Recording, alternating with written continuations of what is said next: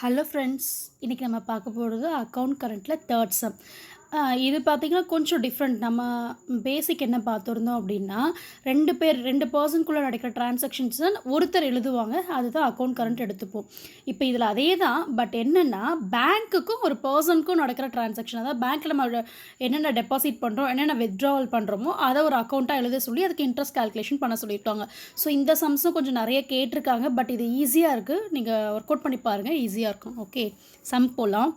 Srinivas opened a bank account with the State Bank of Mysore on 1st January 1988.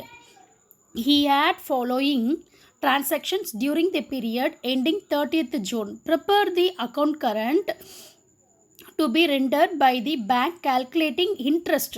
So bank வந்து interest calculate பண்ணுறது 6 மந்த்க்கு 12% on the கஸ்டமருடைய debit balance. கஸ்டமருடைய debit பேலன்ஸ்க்கு 12%ஐயும் 10% வந்து கிரெடிட் பேலன்ஸ்க்கும் கேல்குலேட் பண்ண சொல்லி இன்ட்ரெஸ்ட் கேட்டிருக்காங்க.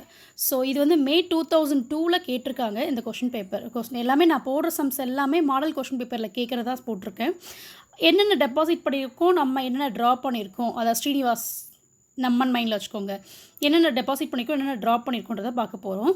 இந்த சம் ஃபார்மெட் எப்படி போடணுன்றதை பார்த்துக்கோங்க. அக்கௌண்ட் கரண்ட்டில் இருக்கிற மாதிரி ஆஸ் யூஷுவல் தான், பட் இது கொஞ்சம் டிஃப்ரெண்ட்டாக இருக்கும். டெபிட் கிரெடிட்ன்ற மாதிரி மெயின்டைன் பண்ணுற மாதிரி இருக்கும். இப்போ இதில் பார்த்தீங்கன்னா புக் ஆஃப் வந்து யாருன்னா ஸ்டேட் பேங்க் ஆஃப் மைசூர். அதாவது நம்ம பேங்க் அக்கௌண்ட்டை தான் எழுத போகிறோம். பேங்க்கில் நம்ம டெபாசிட் பண்ணால் ட்ராப் பண்ணால் எப்படி டிரான்சாக்ஷன்ஸ் நம்ம இதில் வருமோ அதை தான் எழுத போகிறோம். இப்போ Srinivas in account current with State Bank of Mysore. Date, particulars, debit balance, credit balance போடுறோம். அதுக்கப்புறம் வந்து அது அந்த சிம்பிளுக்காக ஒரு காலம் போடுறோம். டெபிட்டா இல்லை கிரெடிட்டா நமக்கு பேலன்ஸாக வர்றப்போ எப்படி வருதுன்னு காமிக்கிறதுக்காக. அதுக்கப்புறம் இந்த டெபிட் பேலன்ஸ், கிரெடிட் பேலன்ஸ் போடுறோம். அதோடைய பேலன்ஸ் இங்கே போடுறோம். அதுக்கப்புறம் டேஸ் கேல்குலேஷன். அப்புறம் ப்ராடக்ட் எப்படி போடுவோம், அமௌண்ட் இன்ட்டு டேஸ். ஓகே, இப்போ வர பேலன்ஸ் இன்ட்டு டேஸ், இதுதான் வந்து நம்ம ப்ராடக்ட்டில் போட போகிறது. அப்புறம் கிரெடிட் சைடில் இருக்க ப்ராடக்ட் இங்கே பார்த்துக்கோங்க. Date, particulars, debit amount, credit amount, normal amount வரும் இல்லையா, அது டெபிட் அமௌண்ட், கிரெடிட் அமௌண்ட், அப்புறம் அதுக்கான சிம்பிள், அதனுடைய பேலன்ஸு, அப்புறம் டேஸு, டெபிட் சைடில் இருக்க ப்ராடக்ட்டு, கிரெடிட் சைடில் இருக்க ப்ராடக்ட், இதுதான் இந்த பேசிக். ஓகேங்களா? இப்போது நம்ம என்ன பார்க்க போகிறோம் அப்படின்னா, ஸ்ரீனிவாஸ் அவர் என்ன பண்ணியிருக்காரு, ஜான்வரி 1 டெபாசிட் பண்ணியிருக்காரு 8,000 rupees. ஸோ அந்த என்ட்ரி எப்படி நம்ம போட்டிருக்கோன்னு பாருங்கள். 1988 ஜான் 1 பை கேஷ் இதில் டூ செல்ஃப், பை கேஷ், இந்த 2 ஆப்ஷன் தான் வரும். அதாவது டெபாசிட் பண்ணால் பை கேஷு, வித்ட்ரா பண்ணால் டூ செல்ஃப். இதை மட்டும் மைண்டில் வச்சுட்டா போதும், வேறு எந்த மாதிரி சிம்பிள்ஸும் நமக்கு வராது. ஈஸியாக இருக்கும். எனக்கு தெரிஞ்சு முன்ன சம்ஸ் விட இந்த பேங்க் சம் கொஞ்சம் ஈஸியாக இருக்குது. நீங்கள் ஒர்க் அவுட் பண்ணி பாருங்கள். இப்போ வந்து பை கேஷ், அதாவது வந்து டெபாசிட் பண்ணுறாரு யார், ஸ்ரீனிவாஸ் வந்து பேங்க்கில் போய் டெபாசிட் பண்ணுறாரு. அதை நம்ம என்ன எடுத்திருக்கோன்னா 1988 ஜான் 1 பை கேஷாக 8,000 rupees. ஸோ இப்போ 8,000 rupees நம்ம போட்ட உடனே பேங்க்கில் என்ன ஆகும், கிரெடிட்டாக தானே இருக்கும், கிரெடிட் சைடை தான் காமிக்கும். ஸோ அந்த சிம்பிள் போட்டுக்கோங்க. கிரெடிட் சைடில் இப்போ நமக்கு பேலன்ஸ் வந்துருச்சு. என்னவா வந்திருக்கு, 8,000 rupees. நம்ம போட்ட காசு அப்படியே இங்கே இருக்குது. பேலன்ஸாக வந்து கிரெடிட்டில் வந்து 8,000 இருக்குது. Next January 20 deposit cash 4,000. Again ஒரு ஜான்வரி 20 ஒரு 4,000 டெபாசிட் பண்ணுறாரு. ஸோ ஜான்வரி 20 பை கேஷில் ஒரு 4,000 டெபாசிட் பண்ணுறாரு. ஸோ இதுவும் என்ன ஆகும், ஆட்டோமேட்டிக்காக ஒரு 8,000 நம்ம போட்டிருக்கோம். இந்த 4,000 ஆட் பண்ண மொத்தம் 12,000 நம்ம அக்கௌண்ட்டில் காமிக்கும் கிரெடிட் சைடில். அதுக்காக தான் இந்த சிம்பிள் போட்டு நம்ம கிரெடிட் சைடில் 12,000 போடுறோம்.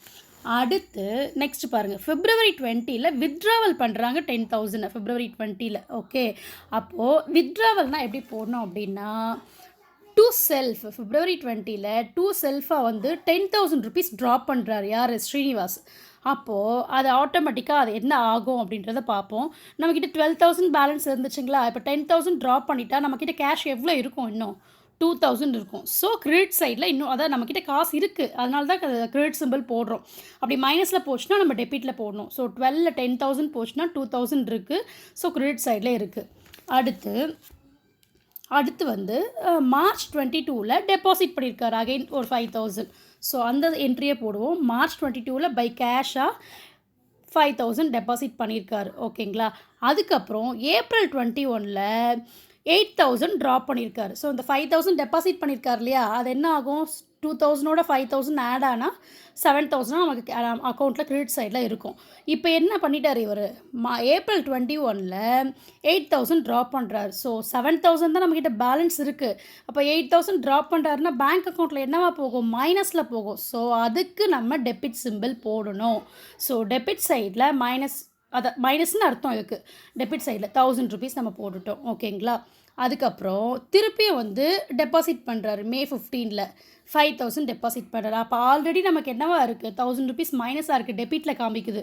ஸோ அப்போ 5000ல் 1000 போச்சுன்னா 4000 பேலன்ஸ், அது நம்ம கிரெடிட்டில் வந்துடும். அதாவது நம்ம அக்கௌண்ட்டில் இருக்குன்றதா அர்த்தம். அதுக்கப்புறம் ஜூன் 19ல் என்ன பண்ணுறாரு, ஒரு 2000 கேஷ் எடுக்கிறாரு.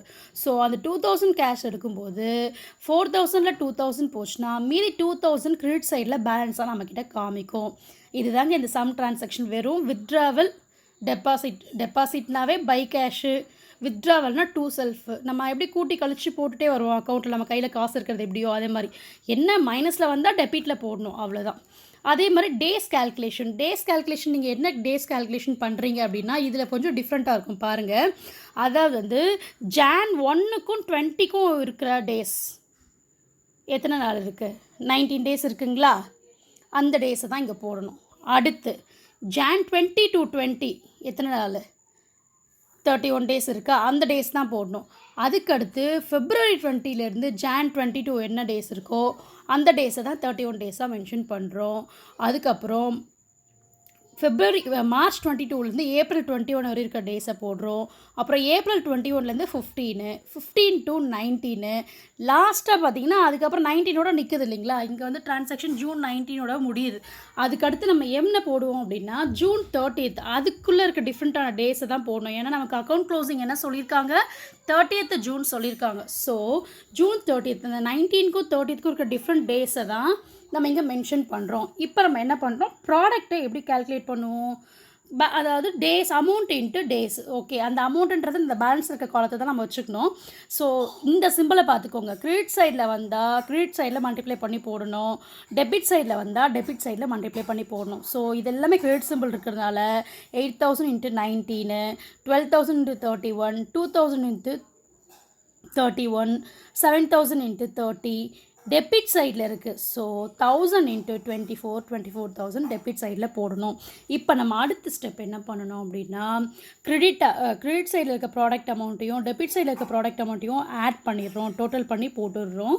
இப்போ நம்ம இன்ட்ரெஸ்ட் கால்குலேஷன் பண்ணலாம். அதாவது June 30th பை இன்ட்ரெஸ்ட்டு அவங்க நமக்கு என்ன சொல்லியிருக்காங்க, புக்கில் என்ன சொல்லியிருக்காங்க, the bank calculating interest 12% on debit சைடுன்னு சொல்லியிருக்காங்க, 10% வந்து கிரெடிட் சைடு.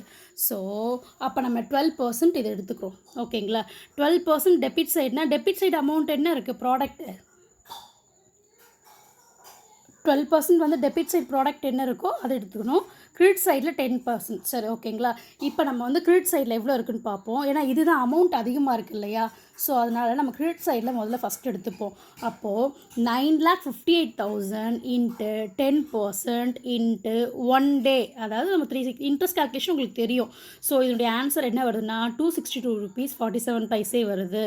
அதுக்கடுத்து டெபிட் சைடில் இருக்கிற அமௌண்ட்டு 24,000, அதுக்கு 12% நம்ம கால்குலேஷன் பண்ணால் நமக்கு 7 rupees 89 paise வருது. நம்ம என்ன பண்ணுவோம், கிரெடிட்டில் இருக்க இன்ட்ரெஸ்ட்லேருந்து டெபிட் இன்ட்ரெஸ்ட்டை லெஸ் பண்ணணும். ஏன்னா நமக்கு அது பேலன்ஸ் எவ்வளோ இருக்கிறதோ நம்ம காமிக்கணும் இல்லையா, டோட்டலாக இன்ட்ரெஸ்ட் இவ்வளோன்றதை காமிக்கணும். ஸோ அப்போ கிரெடிட் பேலன்ஸ்லேருந்து டெபிட் பேலன்ஸை லெஸ் பண்ணால் மீதி பேலன்ஸ் வந்து கிரெடிட் சைடில் தான் உங்களுக்கு வரும். ஏன்னா அதிகமாக தானே இருக்குது, 262 rupees அது இருக்குது, டெபிட் சைடில் கம்மியாக இருக்குது. ஸோ கிரெடிட்லேருந்து டெபிட்டை லெஸ் பண்ணிவிட்டு மீதி பேலன்ஸ் அமௌண்ட்டை 254 rupees 58 paise போடுறோம். ஓகேங்களா. இப்போ நம்ம இதை ஆட் பண்ணிவிட்டு மீதி பேலன்ஸ் வர கேரி ஆகிறத வந்து நம்ம இந்த இடத்துல மென்ஷன் பண்ணி இந்த சம்மை ஈக்குவல் பண்ணுறோம். டெபிட் சைடும் கிரெடிட் சைடும் ஈக்குவல்ன்றதை காமிக்கிறோம். ஓகேங்களா. அதுக்கப்புறம் நம்ம என்ன பண்ணுறோம் அப்படின்னா நான் போடலை, ஜூலை 1st வந்து டு பேலன்ஸ் ப்ராட் டவுன் போட்டு 2,254 rupees 58 paise மென்ஷன் பண்ணணும். ஆக்சுவலி இந்த சம் ரொம்ப ஈஸிங்க. நான் டேஸ் கால்குலேஷனும் இங்கே போட்டிருக்கேன், நீங்களும் ஒர்க் அவுட் பண்ணி பாருங்கள். நிறைய சம்ஸ் இதை கேட்டிருக்காங்க. ஓகேங்களா. Thank you friends.